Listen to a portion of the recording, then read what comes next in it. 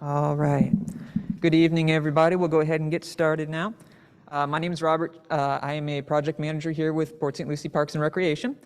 You may be used to seeing Patty here normally tonight. Everything's okay.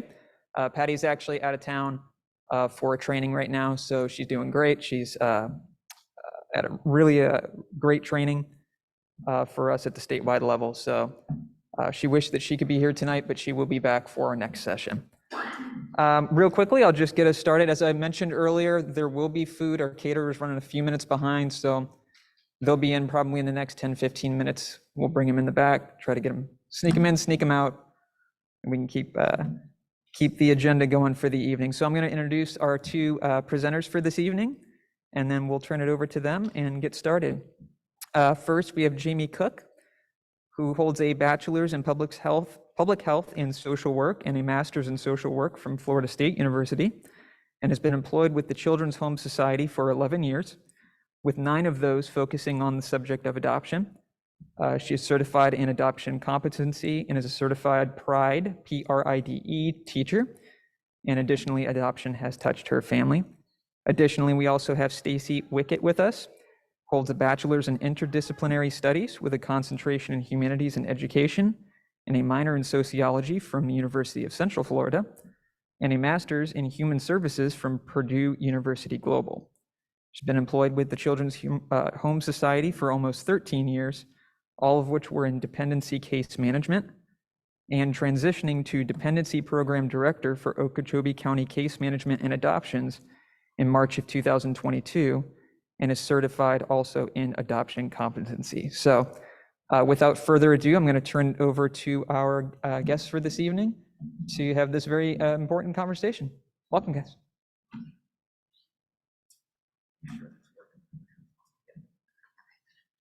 Good evening. Thank you for coming out and to learn more about this topic of adoption.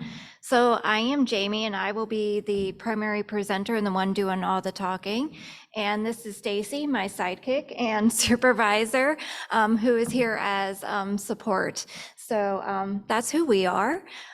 So I want to start off in talking about this topic of adoption and just ask who out here has adopted, has any type of experience in adoption, or is this all by show of hands? Anybody? Okay. A couple of people. So is it that you have adopted or just know a little bit, or? Family. Okay. Both my parents were adopted, my sister, my brother. Wow. Okay. All right. Thank you for sharing. I appreciate that. Okay. And then have you adopted, or? Oh, I'm so sorry. Right, yeah, and I was a foster care social worker, so this is it will always be possible. So you have some experience in the topic, so some of this information may not be as new to you given your experience as a foster care social worker, but hopefully I can provide you with some new information to take home with you tonight.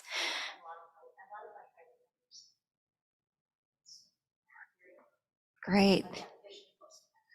Thank you so much for sharing. I really do appreciate that. As he said in my introduction, adoption is close to my heart as well, because it has affected my family as my nephew is adopted. My parents were able to adopt him, and that was quite a journey. So some of these topics that I talk to, I can attest to on a very personal and real life experience level, in addition to my work experience. So what I'd like to do first is just kind of go over who we are at Children's Home Society. So we were founded in 1902 in the state of Florida. So Children's Home Society is all throughout the state. There are many different programs in each area of Florida. Children's Home Society may have different programs in the area. But we started in 1902 with the mission of adoption. Has anybody ever heard of the orphan trains?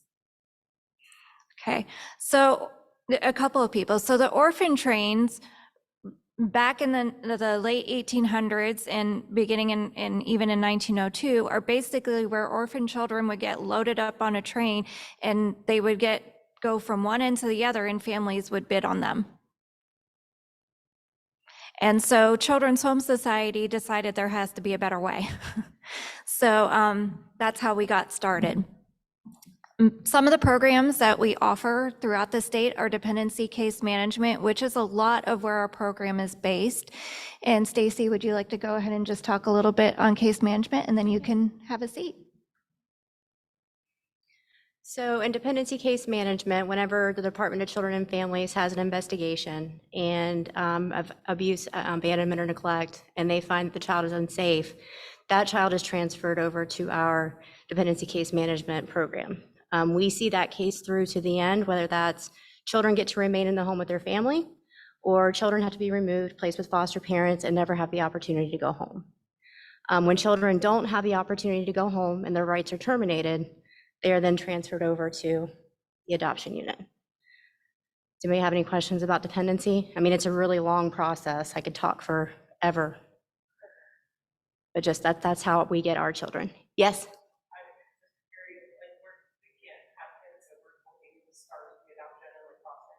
Mm-hmm. Yes. Yes, it's two separate. Fostering and adoption are separate. We do community families adoption that Jamie would work with you. If you're interested in fostering, I can give you contact information. Fostering and adoption are different. Yes. Okay. What you just said, the dependency program is how you get foster children, correct? Is that what you just ended by saying? It's not necessarily foster children, but yes, through dependency, we place children in foster care. We can place with relatives, non-relatives, but if we don't have relatives or non-relatives available, then we look for foster parents. Adoption is, you may source differently than that, of course. They're not dependency cases? Yes, They are. All your adoptions are? Yes. Yes. Are that? Yes. For the types of adoption that we do, yes. And I'll get into that a little bit more. Okay. So any other questions about dependency? Okay. You're like, good. yay. I'm out. And there are, of course, as you can see, a few other programs that Children's Home Society offers. There's community partnership schools, and what that means is that we work in partnership with different schools to try to meet the needs of the family and the children, whether that be trying to get them to a dentist appointment, helping them with tutoring, and the list goes on. We really try to get the resources to the kids and to the family so that they don't end up becoming a case. Same with CINSFIN, so that stands for Children in Need of Care and Families in Need of Care. I'm not going to talk a lot about that program because neither one of us do that program. Teen Life Choices, so that's the program where they go into the schools and do the babies, the mechanical baby dolls. Yeah, so that's Teen Life Choices. That's our organization as well. And then we also have behavioral health throughout the state. So those are just a few of the things that Children's Home Society as a whole does. But we are here to focus on adoption, so that's what we're going to do. So there are three primary types of adoption, and they are all very different. So first you have private adoption. Private adoption is the one that costs money. Private adoption is the one that where families are trying to connect with a birth mother in order to adopt an infant. That is private adoption, and that is not something that we at Children's Home Society work with. We are not a private adoption agency. One of the things to keep in mind if you are looking to adopt and you're thinking about private adoption, or if you know anybody that's thinking about private adoption, is trying to find an agency that doesn't just write the home study, but writes the home study and helps you find the infant. And that's very important if that's what you are, if that's the route that you're wanting to go. There's international adoption, which I think Most of us in the room have seen ads, commercials, TVs, celebrities adopting from different countries, this, that, and the other. Again, that's not something that we do. We do not do international adoptions. That is also through a private agency, and there are so many regulations with that. We don't touch that with a 10-foot pole, except to say you got to find an agency that does that, okay? Because every country has their own regulations with that. So now we're going to get to the meat and potatoes of the type of adoption that we do. So the type of adoption that we do can be referred to as many different things: difficult to place, special needs, dependency, or adoption from foster care. And that really truly defines the types of children that we have available for adoption. And they've changed the verbiage. So it used to be out there online, it would say special needs adoption, and that referred to children within the foster care system needing to be adopted. And that language has some negative connotation and very different meanings to different people. So they've now changed the definition to difficult to place, which doesn't sound that great either, but unfortunately that's the reality of this situation. And so those children are coming through a state agency, through Department of Children and Families. And what's very different about that, there's so many things that are very different about that. The first is that, again, all of the children are from foster care. There are children that have been through the dependency system. Excuse me. And as a result of being a part of the dependency system, all of our children have experienced trauma and loss. There is not a single one of our children in the dependency system that has not experienced trauma or loss. Does anybody have any idea what different types of trauma our kids may have been through? You can shout out answers, I'm fine with that. To see a parent passing away. So not in the way that you think, possibly. When we have cases where parents passed away, it's either due to an overdose or it's due to the adoptive caregivers passing away. And so they've come back into care because there's nobody else to care for them. Or we even have some kiddos that are available for adoption where their parents have been, we have one where the mother was murdered by the father. So if it's just, and there's nothing just about it, but if we're dealing with parents who passed away due to a car accident, we're not really going to see that case. Our children have experienced abuse and neglect. That's how they become a part of the dependency system. So some of the traumas that they may have experienced is physical neglect. Excuse me as I take a drink. So physical abuse is one, sexual abuse. Neglect is huge, so not being able to meet the child's needs. And within the state of Florida, something that we rank number 3 out of all the states, yay, Florida, is children who are victims of child sex trafficking. Child sex trafficking is not at all like it is in the movies. It is prevalent in every neighborhood, every state, across every income bracket, every culture, race, ethnicity. It is sad, sad, sad, but it is true and it is out there. So that's what makes our adoption so different than private adoption and international adoption. Any questions on that? I know that's a lot of information. What's the principal age group that we're speaking of? A 10-year-old, a 6, a 10? I'll get to that. I think that's the next slide, right? If I'm not mistaken. I'm not sure. There we go.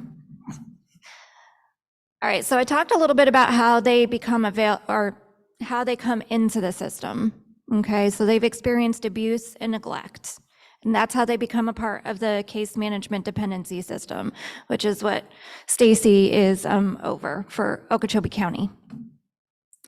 So what happens is it is a very long, drawn-out process to go through the dependency process, but at the end of it, if the parental rights are terminated, that is how a child becomes available for adoption. Generally, our children are adopted by family members, close family friends, foster parents, individuals that are already known to the child. And then if none of those families work out, then they end up becoming what we've referred to as recruitment children and become available for adoption to families out there in the community. So let's think about this for a moment. These children have already been removed from their birth families, possibly have lost all of their possessions in all the different moves. So all their items, lost contact with their parents, maybe other relatives, had to say bye to a pet, their favorite item, and a number of other things. Possibly also had to change schools, not able to stay on the same soccer team or band. And then in addition to that, out of all the families that I just ran through, family members, close family friends, families known to the children, foster families, nobody has said, yes, I want to adopt that child. And now that child becomes available for adoption. How do we think that affects their mental health? To know that there's no other family members to adopt them. There's no foster family that wants to adopt them. There's no coach, teacher, mentor that wants to adopt them. So our children who have already experienced a myriad of abuses and losses in their life are now having to try not to internalize feelings of worthlessness, feelings of not being able to be loved, like they aren't worthy. They're not worthy of a family. Nobody's ever going to love them. Nobody's ever going to want to adopt them.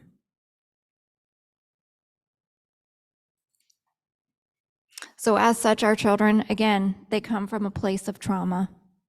Trauma. This is key, and it's essential to keep in mind with our children who are a part of the foster care system. So I already touched base on the different types of abuse a little bit, physical abuse, sexual abuse, neglect. Also, something I forgot to mention was medical neglect. So for children who have high levels of medical needs and those needs aren't being met, that's medical neglect. Okay. Has anybody here ever heard of ACEs, adverse childhood experiences? So there's a study out there that basically says if you have experienced these certain amount of things as a child, you are more likely as an adult to suffer from heart disease, diabetes, have issues with weight gain, self-esteem, of course, is huge with that, and there's a myriad of other medical conditions that go along with that. So our children who are experiencing these types of abuse also have what to look forward to as adults. So how can we, as a community, step in, take in some of these kids, adopt them, and try to help get them some help that they need, not only for their physical health, but their mental well-being, because as many of us know or are beginning to learn, the mind and the body, it's all connected. We gotta take care of it all to really take care of the whole person. Are there any questions so far? Okay. And so the other concept that is really sometimes a hard concept to get used to when we think about adoption is that concept of loss. Because where does adoption start with? You know, sometimes, you know, when I do our adoption orientations and I ask the question, hey, when you think of the word adoption, what do you think of? And yes, people are like, you know, family, belonging, forever, love, care. And these are all wonderful things. We want these things for our children more than anything. But we first have to get comfortable with the idea that loss is forefront for these children, and that loss will follow them throughout their entire lives. So let's take a moment and think about that. What kind of major life events do you go through where you want your family there?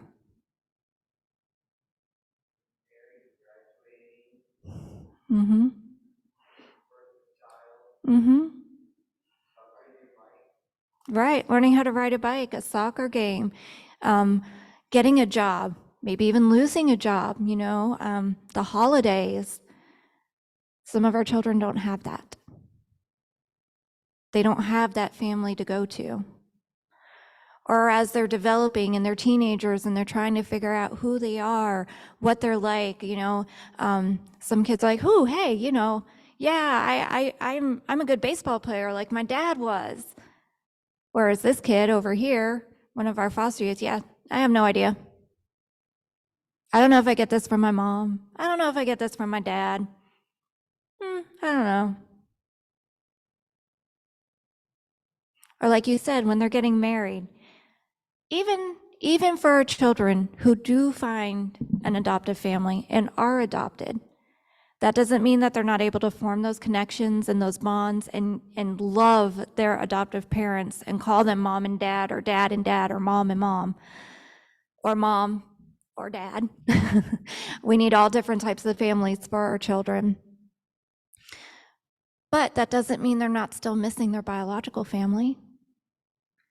Think about family members or friends that you may have lost throughout your lives, either just, you know, the connection grew apart or in other ways. Are there people that you wish were there for you for certain things? Do you feel that loss? Well, our children definitely feel that loss, and sometimes they feel it even more because of what they've been through. And this is why that loss will follow them all throughout their lives. And it's important to just keep that in mind and know that, because just knowing that is power, right? Knowledge is power, right? And knowing that and just being able to be there for them, it's really what they need. They need families who will be there for them, not give up on them, not give them ultimatums. Well, you need to fix yourself. You need to go to therapy and fix whatever's wrong with you, and then you can come back home. Then I'll adopt you. Yes, I've heard that. We've heard that. Or, you know what? Maybe I'll adopt you because, you know, you're the 5-year-old in a sibling group of 6, but I don't really want all the other ones. We get that a lot too. Do we really want to try to create more loss for these children?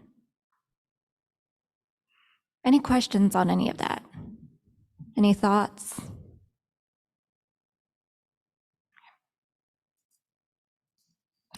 So siblings.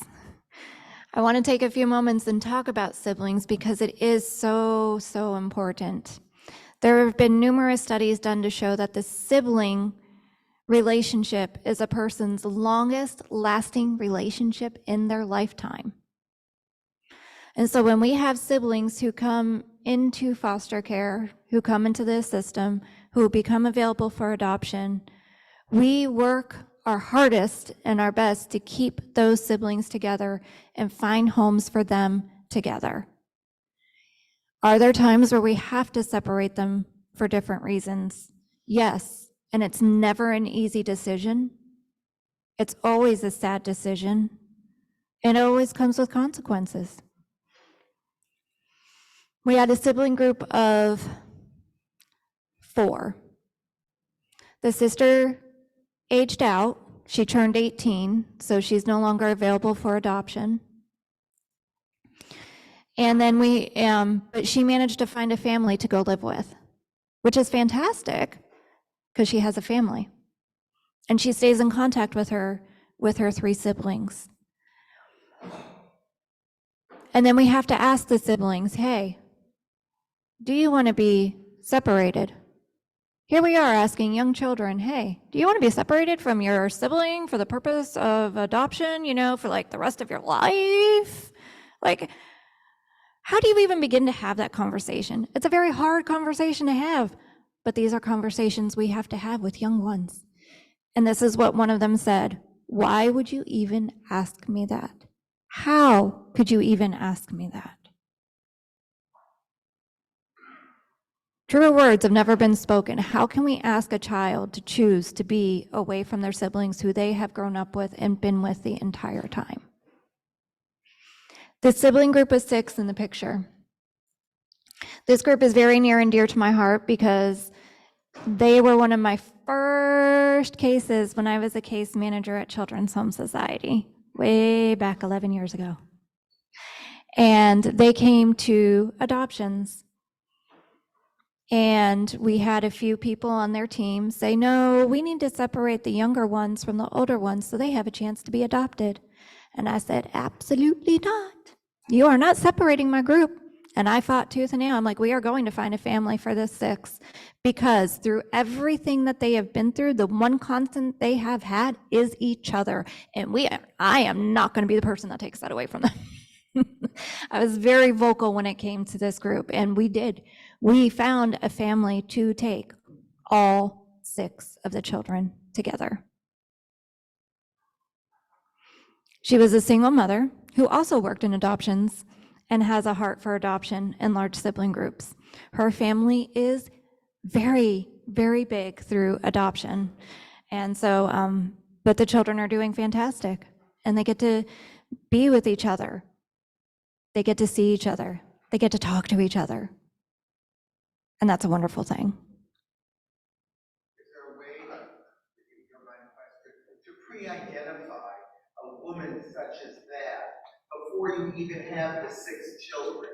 And you may know that there are several It is. like that willing to adopt, so that when the adoption We try. that way, or So we try. So I am the one that writes all the home studies for the families that wish to adopt from the foster care system. And so we talk about preferences and what what you feel that your family can handle when it comes to adoption. And so we try to identify those families early on, but trying to find a family that wants to adopt a sibling group of 6, with the oldest one being 16, who still has contact with their biological family members, that's a very difficult thing to find. And especially with the younger one having so many extreme behavioral health needs and mental health needs. Because basically, when this sibling group came into dependency, the 2 youngest were infants. So they grew up in foster care. They grew up in group care. They grew up in different placements. And as a result, they really had a lot of behavioral health needs. And so if you're talking about a family that wants to adopt, they have no children, going from 0 to 6, that's a lot. To go from 0 to 6 with trying to figure out how to manage a little one's needs and a 16-year-old needs, that's a lot. Trying to manage all the different appointments and therapy sessions that are needed for the behavioral health, mental health, counselor, the school education piece, court, and everything else, that's a lot. This is part of what makes being an adoptive parent so different from a biological parent, in that the children you're adopting have had so many different caregivers, parents, parental figures in their lives. They have been through so many different sets of rules throughout their lives. So it's a lot. And because of the trauma they've experienced and all the needs that they have, that's a lot. Give me just a moment, please. And so one thing that also makes it very different when we're talking about adoption from the foster care system is the age range. Our average youngest age of child, and not just in the Treasure Coast, but throughout the state of Florida and the United States, is about 12 years old. Because, unfortunate but true, the younger they are, the more likely they are to be adopted by family members, people known to them, close family friends, and foster parents. People tend not to want to adopt the 16-year-old male who has some issues with vaping, or the 15-year-old girl who has been placed under a Baker Act 13 times and has a problem with self-harm. Or, so our children, when I say they have a lot of needs and a lot of different things going on, they really do. When you see, if you've ever looked on the different websites to look at children that are available for adoption, if you ever see a little one on there, they are either A, part of a large sibling group needing to be adopted together, and if they are under the age of 2, I can guarantee you without a shadow of a doubt that they have extreme medical needs. Because that's something that a lot of family members and foster parents don't want to take on. And that is very difficult to take on in our area, because where are all the specialty doctors for different needs? They're in Miami, Orlando, Tampa. So that means you need to be able to invest a lot of time in driving for their health, right? Any questions so far? Go ahead.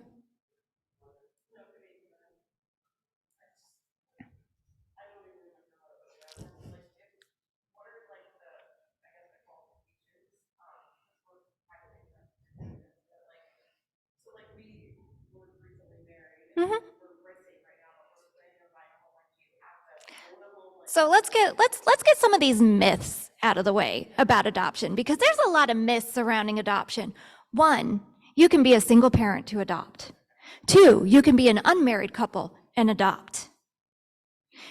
3, you can be a member of the LGBTQIA+ community and adopt from Children's Home Society. We are not a faith-based organization, and we are looking for all different types of families for our children. There's no age limit for adoption. The youngest age to adopt, 21, and goes up. We have great-grandparents adopting their great-grandbabies. Let's see, what's another myth? You need to own your own house. Myth. Yeah, no, myth. Let's see, what's another myth? You need to make a lot of money. No. When it comes to finances, does your overall monthly income exceed your overall monthly expenses? Yes? Are we good? Yes. Do you have to be perfectly healthy to adopt? No. We have people with diabetes, high blood pressure, high cholesterol, asthma, allergies, all kinds of different conditions adopting. Now, if you have a more severe medical condition, we are going to talk about that a little bit more, because we do want to look at the long term for our children. But let's be perfectly honest. You can be 40 and gone tomorrow. You can be 75 and live another 10 years. We really don't know. We don't have the crystal ball to predict the future. Let's see, what's another myth out there? Doesn't matter. You could be any race, culture, ethnicity to adopt. What we do take into consideration is what the children are looking for in a family. Okay. And we also look at, if you are looking at adopting transracially is what it's called, then we talk about, okay, how is it you're going to be able to honor that child's culture? Because that's going to be a very important part to that child, so that that's not another loss for them. I think I dispelled most of the myths. I can't think of anything else off the top of my head now. Okay. So we kind of been talking about this intermittently, how to become a prospective adoptive family. So what we're doing tonight is kind of like an adoption orientation because we're talking about the different things that are involved when adopting a child from the foster care system. We're talking about the needs of the children. We're talking about the trauma that they've experienced and how loss will affect them throughout their lives. We've talked about the different age group and why it is that the age of children we have is so much higher. And something I will add to that, if you are looking for one female child under the age of 12, it's just not going to happen. I mean, for some reason, that is the least served population of child we have available for adoption and the most desired population of child for adoption by families. So if you're looking for one female child, especially a Caucasian female child under the age of 12, please reconsider, please. That's my plea. Anybody who's interested in becoming an adoptive family, I do have my business cards tonight so that we can touch base and talk a little bit more. From there, I'll get your information in your email so that you don't have to furiously remember all this information because it's a lot of information. And so we have a program called Family Match that we work with. And we use it to basically, for lack of a better term, onboard our prospective adoptive families. And what is fantastic about this website, as nothing before it existed, is that it allows the other adoption agencies and specialists throughout the state of Florida to see available families. Because while our children, their case jurisdictionally may be within one of the 4 counties we serve, Okeechobee, Martin, Indian River, and St. Lucie, it does not mean that that child is currently physically placed in one of our 4 counties. And that could be due to their needs. It could be they're with a family member who does not wish to adopt. It could be because they need a medical foster home, and so we're having to look outside. They could be in a different type of group home setting. The reasons go on and on and on. And then once you complete your onboarding with Family Match and you get back in touch with me, then I invite you to take our pre-service training class, which we teach PRIDE, which stands for Parent Resource Information Development and Education. And I am one of the facilitators for that. I have been trained in that, I think, I trained 5 years ago, I want to say now. So I've been doing a lot of those classes. And that is a 27-hour course. And that is taught, we do everything virtually. One thing about the pandemic is with being able to do things virtually, we've been able to reach a lot more families this way, such as families in Okeechobee, because otherwise you'd have to come to our office in Vero Beach from 6 to 9.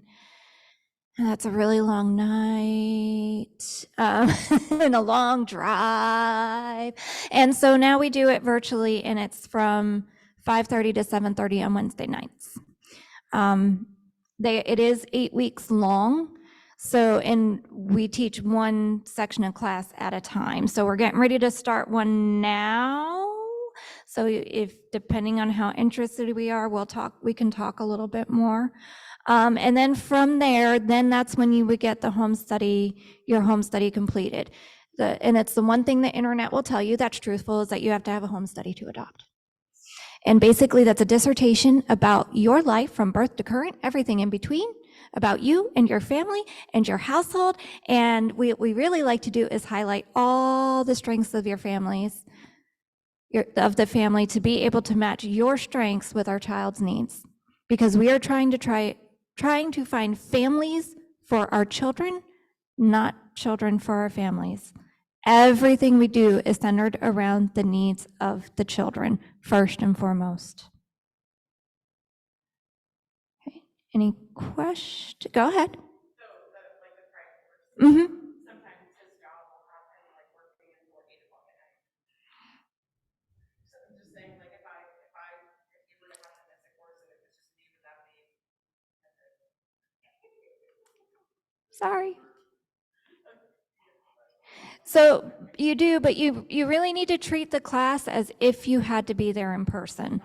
It is a very important course. The information is invaluable. We cover a lot of information in a short amount of time.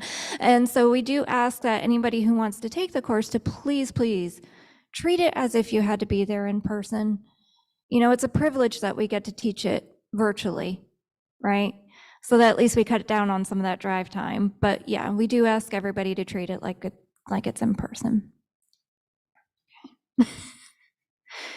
There are benefits when you adopt children from the foster care system. There is a maintenance adoption subsidies and extension of maintenance adoption subsidy. So what that means is that every child who is adopted will receive at a minimum $417 a month to be used towards the care of that child. And that will go until the child is the age of 18. They will also receive Medicaid until the age 18, and we have a specific Sunshine Health welfare plan, which has a lot of different added benefits that other Medicaid plans does not have, and especially mental health components to it, which is vital when we start talking about that loss and trauma.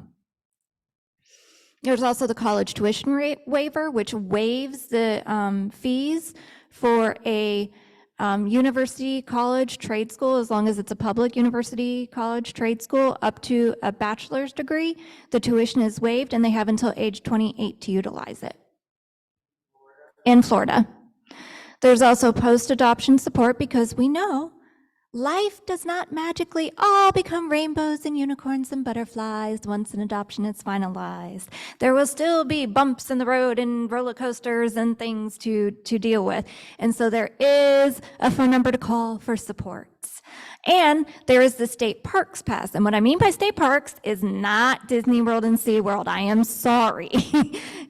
We can't even handle the Disney World prices. But what it means is the national parks. So Jonathan Dickinson State Park, Dry Tortugas, the Castillo, the fort in St. Augustine. So you get a 1-year family state park pass. Now, if the child is the age 16 on the date that their adoption is finalized, and as long as they meet certain criteria, which is they're either working, volunteering, or going to school, they may be eligible for the extension of maintenance subsidy, which means they'll get those benefits, the subsidy payment and the Medicaid, until they're 21. Yay! We really want to try to get our teenagers adopted. And let me tell you, our teenage boys are some of the most loving teenagers out there. We have amazing stories from our teenage boys getting adopted by families. I've had one that got adopted 3 days before he turned 18, and he is doing fantastic. And then we had another one who got adopted 2 days before he turned 18 by a coach. And that family took in him and his sisters who were older. And if I'm going over time, somebody can tell me. No? Okay.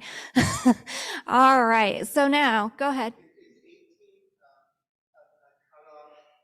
So it is, because within the state of Florida, once a child turns 18, they're considered an adult and no longer available for adoption. If they're adopted, say at 16, 17, Yeah. prior to 18, do they stay in adopted status when they're 18, 19, 20, as long as they're... Once a child's adopted, they're adopted for life. Okay. Oh, they are. Okay. Yeah. I mean, they're not like suddenly in 21 or 18, their own adult responsibility. They're adopted for life. I mean, just like I'm born to my parents for life, they're adopted for life. But they're still, I mean, in the state of Florida, no matter what your situation, you're considered an adult at the age 18. And again, I thank you guys very much for coming out and listening to me talk about this topic that I love so much. I know that blue on blue does not come out so well. I apologize. I do have my business card, so that will be your primary way of getting in contact with me. So thank you guys. And if you have any questions, I'll be sitting over there for a little bit for you, okay?